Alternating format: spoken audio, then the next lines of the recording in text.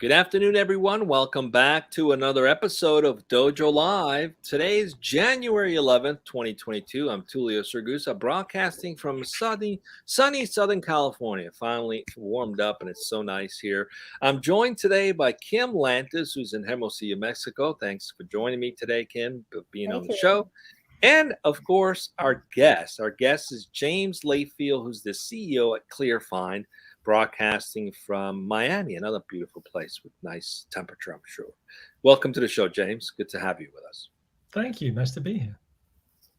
Okay, so we are going to be talking about too much software. It's kind of ironic that the guys who build software for a living are having a show to talk about you have too much software.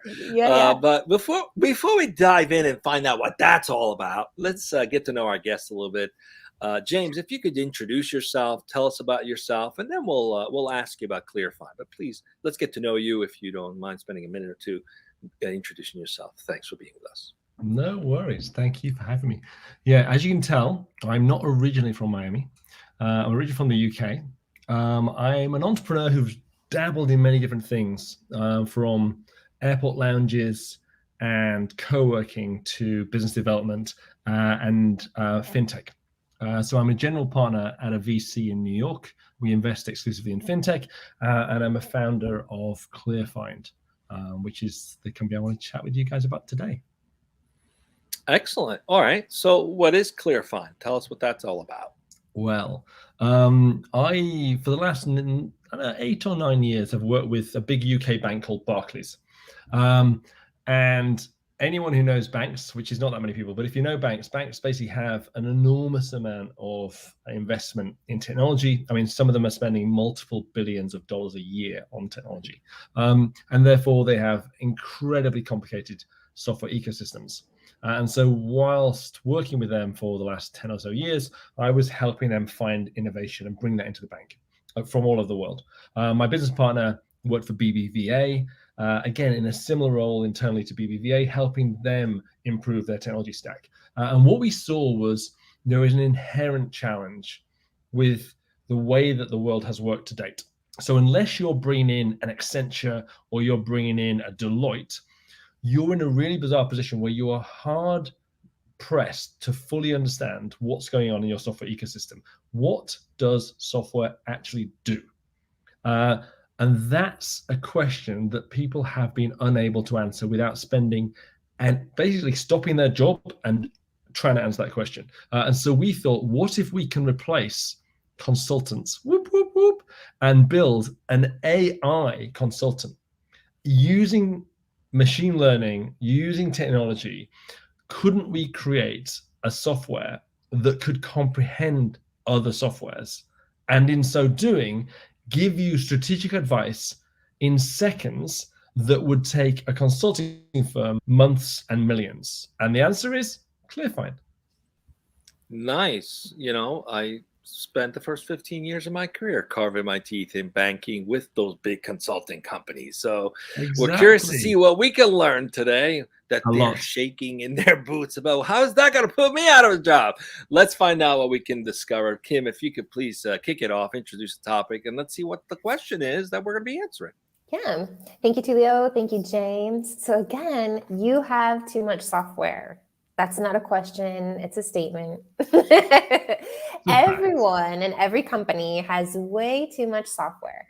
Why is it so hard to find it and confidently eliminate it?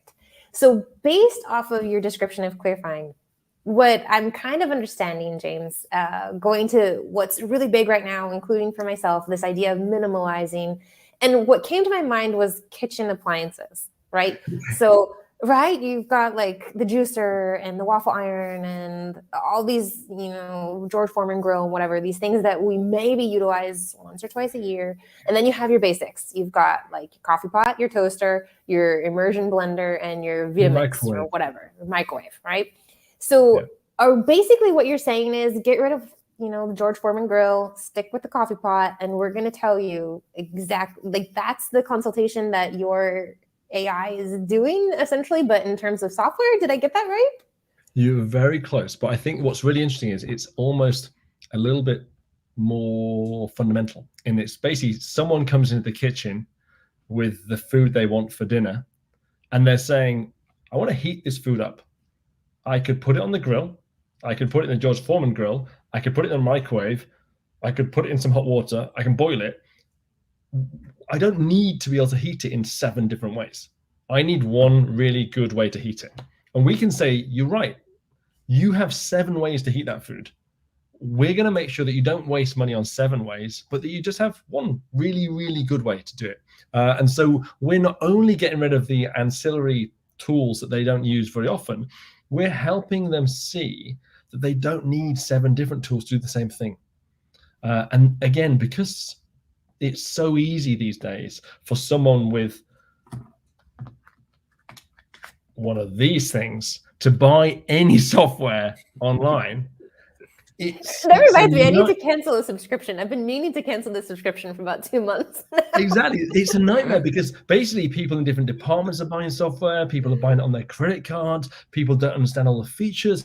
And so the larger the company, the higher the amount of software that they have that completely overlaps, that does the same exact thing or similar things.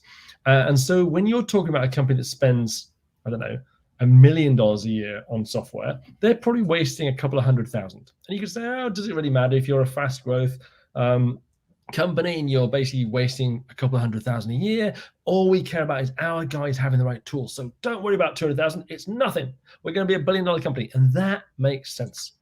But when you are $1 billion company and then you're spending 100 million a year on software, wasting 20 million every single year, and having the additional security issues of having multiple tools and having the additional inefficiencies of having multiple ways of measuring the same metrics in your business, it becomes foolish to maintain all of these tools. The idea that having all of your team happy becomes an inefficiency in the face of the security risk, the additional cost, and more importantly, the inoperability of information. We've seen companies, multi-billion-dollar companies with 5 BI tools who all read the data differently. So different departments are responding to the same theoretical information differently, making different business decisions, different planning decisions. That can't happen when you have a proper business, a multi-billion-dollar business. You can't. So this tool is here to help those companies. And they would otherwise have had to turn to your Accenture, who I'm sure are great, but they're slow and they're expensive. We're quick and we are cost effective. And we can do things that they just can't do because our system can comprehend, because it's a machine, the entirety of a client's software ecosystem in a way that very few humans would be able to do. So there are many factors. So we want to get you down to your essential tools that are going to deliver efficiently for you and reduce your security risk and reduce your costs. And these companies aren't looking to save money, by the way. They are looking to redeploy it in the best possible tools. And that's where we're really going to help them. Okay, so rather than going a mile wide and an inch deep, we're narrowing it. Well, let's just unpack this a little bit, right? So how did those companies get there to begin with? So we understand, give the people the tools they need, a lot of flexibility, a lot of freedom. People sign up for stuff. They forgot that they sign up for stuff. They change departments. They leave companies. Some of these are on auto renewal. You're paying for things you don't even use. And in some cases, you're paying for things where everybody's using it, but using 5 different tools.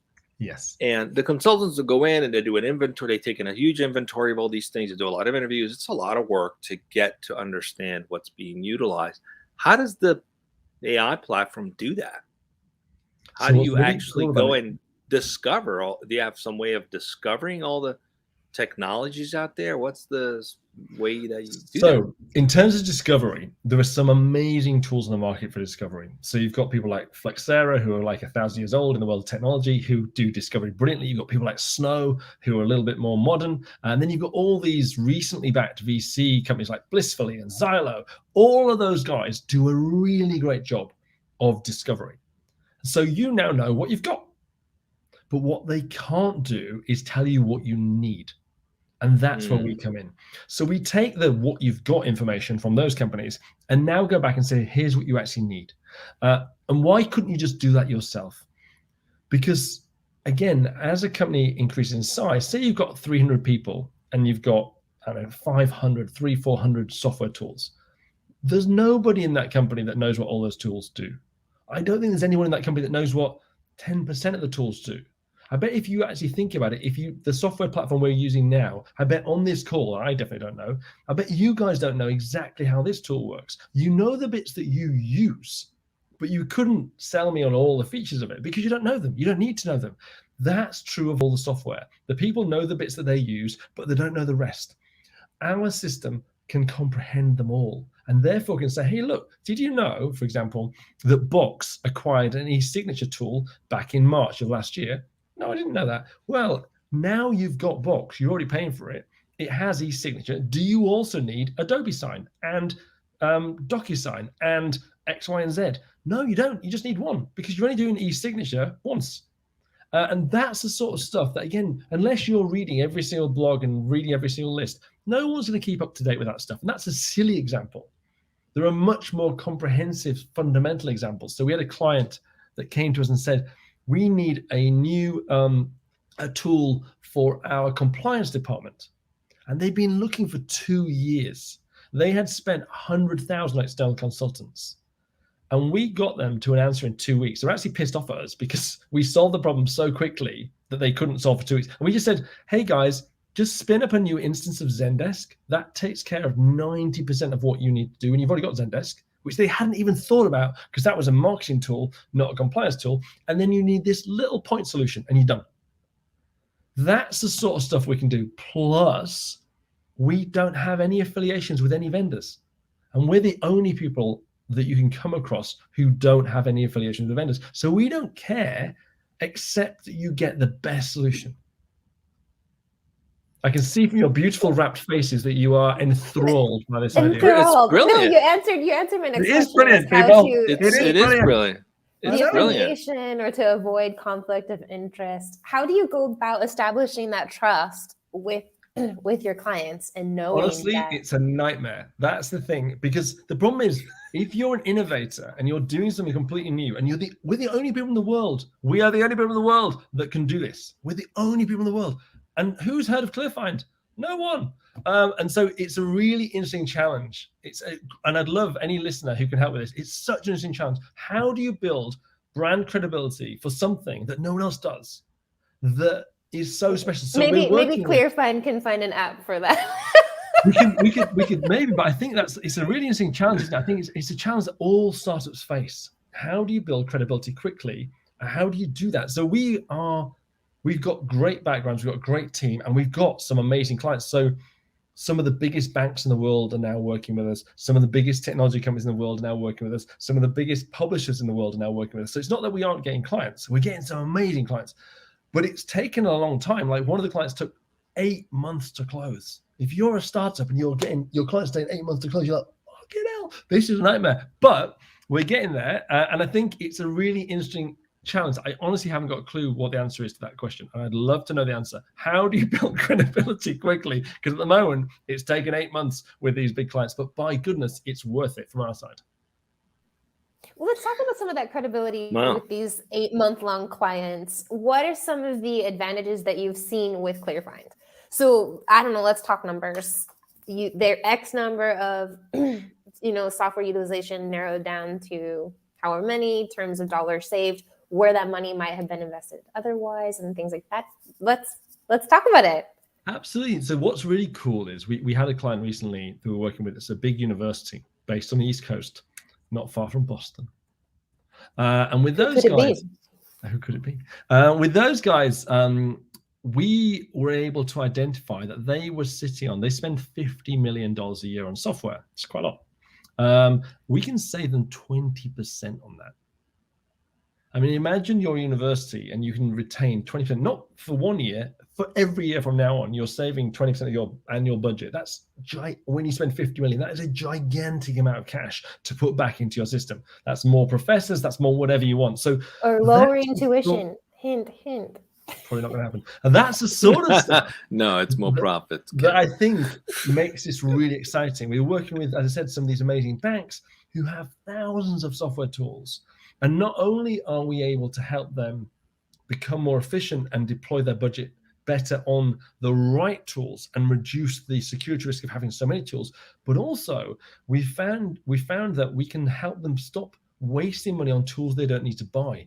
So with our system, you can simulate the purchase of something before you buy it and see if you actually need it. Which is, so imagine if you say, hey, look, I'm thinking about buying this new ERP system. And then you basically put in the ERP system you're looking to buy, and it runs against all the tools you already have and says, given what you think you need, these tools already do this for you. You don't need to spend the money on this new system. It really is quite profound, the things that we can do for our clients. But it takes a really, what I found, by the way, this is an interesting, Kim, sexist fact. Women are much more likely to go out on a limb to buy something new like this, and they're much more confident and comfortable buying a new product that's this sophisticated than guys. Guys seem to need a lot more reassurance. So we found so far, all of our clients, our best clients, are all women. In fact, every single of our sales has been sold to a female client. It's not because I'm a gorgeous guy selling it to them, because actually my partner's a woman. And so she's often doing the sales. But it's really interesting that women feel way more open to new smart solutions than guys. And I think that's I actually have another theory. Tell me. I think guys' ego won't allow them to say, "Oh shoot, I allowed all these purchases. Now I'm going to look bad. Now I'm going to look bad." Instead of just saying, "Okay, we didn't have this tool. Now I can get better at this. That's right. I got to make sure I don't look bad, so I can't 100%. Do that." Yeah, it's like it's a ridiculous mindset, right? In their skin and more comfortable in business because they don't care about the ego factor. You know, it might have something to do with ego, might be one, but just women, generally speaking, being more responsible for more things, work-related and life-related, and just having that inherent need to simplify things. Yeah, I think there's both factors, but I think it's really fascinating. I think it's literally, of our clients, nearly every single buyer is a female. It's definitely, and I think the most innovative buyers so far we found are all women, which is fabulous. I have a question, just something that came to mind. Yes. Why wouldn't software companies OEM this into their product as a way to validate post-sale that the client's made a good choice, or it's a way to help the client identify these other ancillary softwares you have, you don't need them because these are the features and functionalities that can serve those needs. Because a lot of times software companies have adoption problems, right? They introduce new features and it's not getting adopted and people are using something else. So it's a disruption to make them do the change. But if they had a vehicle to show, hey, we can do all these other three things that you're paying for right in the license you've already acquired, would this be something that would help them gain broader adoption? Have you thought about that as a possible use case? That could be a great innovation with this tool. Interestingly, Oracle reached out to us and they said, hey, look, we'd like to use you guys as a way of vetting potential customers. Because one of the things we can do is we can ask customers the features that they need in a tool before they buy the tool. So we can sort of reverse engineer and say, hey, given these features, here's the right tool for you. And they say, well, what if we have people coming to us? Can we run them through your system? And if we don't come up as the answer, they would be a waste of our time trying to sell to them. And we thought, yeah, sure, that's a great idea. So it's a really, really, really smart, don't forget to put the W's in there, really, really, really smart way to look at sales. Because effectively, people who come through our system who are buying tools that we're recommending haven't got all the marketing noise and all the biases they potentially would get if you come through the channel. And also, we really understand what they are looking to do with the tool instead of just, oh, look, there's an ad, do you want it? And that's the thing, the entire industry, G2 Crowd, even Google, is based on the idea that whoever gives them the most money is the best software, which is not probably true. Our system's based on the best features is the best software. So it's a radically refreshing, hopefully honest, straightforward, human, smart way to think about buying and selling software. Talking about the human software component or the human to software component, once your clients have used Clearfind and they come to that finalized list of this is what you should axe, this is what you should keep, how do you go about helping your clients with the adoption of that? Meaning, Joe Schmo's been using X software for the past 6 years and he doesn't want to budge, or whatever. What does that look like? And do you have a consulting component for that? Interestingly, whilst I was slightly berated, we do work with some consulting partners, because a lot of the time, especially the larger clients, are looking to have someone partner with them to help in that transition process, because it's a sort of full-time job potentially. Some of these big movements from one system to another can be a massive piece of work in themselves. So we do have some very forward-thinking consulting partners. I mean, some of the biggest consulting firms in the world, one of the top 5, let's just say that, is a partner of ours. And they use our technology because they've seen the world is changing. Clients are looking for clarity, and they know that lots of biases exist within the human methodology for doing this. And so they'd rather work with a partner, a consulting firm who has a technology like ours. There's no one else with our technology. And work with us to do this, then pretend that they're not biased and pretend that they can do a better job than our machines can. Nice. Lovely. Amazing. And then my next question, you already talked about this, software up the wazoo. There's a new startup every second with huge funding rounds, by the way. How do you at Clearfind keep track of all of these options? How do you keep that funnel fed? I mean, there's a few ways. So the first thing is, for us to normally have your software in our system, you have to be sort of beyond the seed stage. You have to have some clients, because what we're really trying to do is help businesses that are, again, turning over quite a lot of money to bring in scalable solutions. And so if you're a startup and you haven't really got any clients and you don't know if it's going to work or not, we can't really vet your tool to put it into a large bank. It wouldn't make any sense. But our tool is able to continuously look for software. We have vendors that reach out to us as well to alert us to the fact that they exist in the market, and that happens again, especially startups and smaller companies do that. But really, the way we do this is to have a continuous process of looking for tools and researching the tools, and again, in a way that a human just could not do. Our systems are 24/7, 365 doing this job every day of the week. Amazing. Yeah. All right. I want to shift gears a little bit, talk about the company culture. You know, a lot of our audience members are people that could potentially become employees of your company. Yeah. You said something interesting earlier that stuck with me. You said, who's in charge of Clearfind? And you was like, nobody. Tell us what you meant by that. What's the culture like in the organization? What's the day in the life of someone working there, for those who might be interested in potentially joining you guys? Great. So we have no office space. That's probably very common these days. Look at yourselves, not in an office. So that's pretty quite normal now. But we went remote actually before the pandemic started. So we went remote before then. So we got into this idea very quickly. And so to keep the team coherent and together, there's obviously meetings and cadences around that, but there are a few sort of principles that we wanted to put in place. So the first thing was basically not to hold on to ideas too tightly. So we really culturally, we want people to be able to have a brilliant idea or a good idea, but not be so wedded to it that if someone suggested a change to it, they can't change. And you find that oftentimes in sales, especially, if someone's really got a pattern that they want to sell you, and they don't really give a shit what you're saying back to them, they're not listening, they're just telling you what they're selling, and they're not hearing and adapting. So we're saying, don't hold on to your ideas too tightly. Be able to adapt and change. The other one is about listening. So again, like, people think of listening, especially in sort of workshops that you might go to, about active listening and note-taking, all this bullshit. We think of listening as being about being present. So while you're listening to this right now, I bet you're typing on your computer, pissing around on your phone, making a cup of tea, probably a coffee if you're in America. You're not actually listening to what I'm saying. You think you are because the words are happening and you can hear the words, but you're not really listening. And when you're really listening to someone, you're not thinking about what am I going to say next. You're not thinking about what's going on in the room. You're not thinking about anything else. You're listening. And when you do that, you hear someone not for the words they're saying, but for the words that they're meaning. we all find linguistics challenging. We find communication challenging. We find texting challenging. We don't realize that we do. And that's why people misunderstand each other.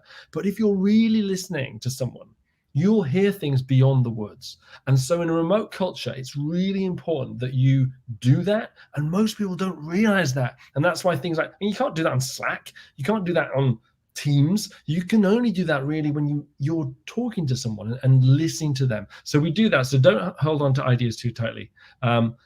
Listening, actively listening in a really coherent way. And we've got one other one, which is escaping at the moment. But if you give me 2 seconds, I'm going to find it for you because definitely, here we are. 1 second, I'm just looking it up. So, 1 second. Where the freaking hell is it? On the back. Don't worry. Live. No, I've got it here. Quickly, eggplant. Clarity of mind. Plant. Discuss. Ironic. What was it? Clarity. Yeah, that's our culture. But I'm listening. Yeah, good. I'm glad. Clarity of mind. Yeah. Okay, but what you said something? No one's in charge. Are you guys more open, less hierarchical? What's the thought process? We have a very flat structure, and because we have this idea of not holding on to ideas too tightly, it's reasonable that innovation can come from any part of the company. It's reasonable that new ideas and directions can come from any part of the company. I mean, we have someone whose role is my co-founder, who's basically got the role of like running many departments in the company. So technically she is in charge and she is someone's boss, but we've had situations in very recently where one of the sort of more junior members of the research team has changed the way that we do our research process, and that's reversed right through to the top of how we do it. And we just sort of thought, wow, that person, Joseph is his name, had a great idea, really smart, turned our process ahead, and his boss just went with it because it's the smart thing to do. And so whilst, yes, we have a level of reporting structure, we have a culture which is sufficiently open to innovation and listening that we can bring innovation from all different parts of the business. I can't help but notice how your company culture directly parallels the product itself, what it is that you're hoping to bring to your clients. So. What can I say? Is it a coincidence? Somebody used some design thinking to come up with that one. Exactly. All right. Well, James, we're up on time. Wow. But we have one more question to ask. Yes, I know it always goes by fast. In your journey building this, you're both an investor and an entrepreneur. Yeah. Did you learn more as an entrepreneur about the challenges? Has that changed your stance as an investor and vice versa? How has this served your personal growth to be in both sort of camps? I think it's a really interesting place to be. I think it's like, if you've ever seen, which I'm sure you have, the Matrix films. If you think the first Matrix film with its constraints was the best film, controversial opinion.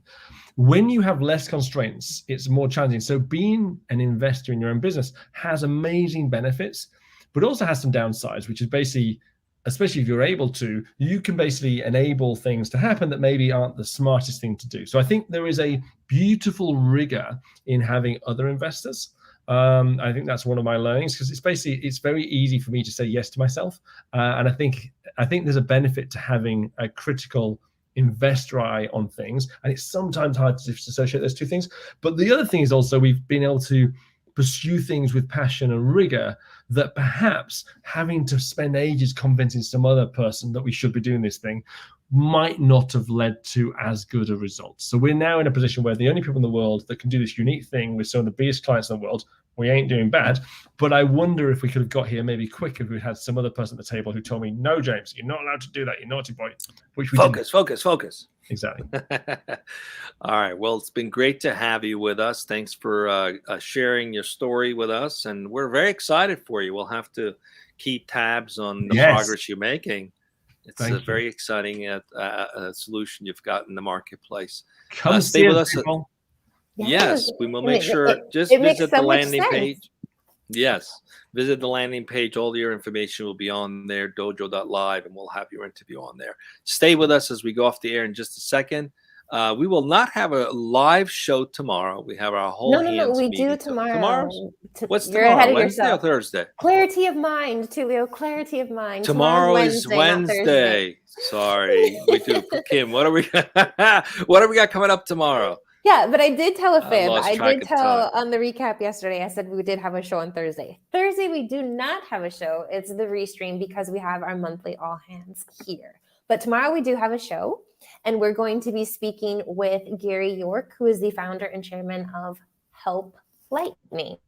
Talk about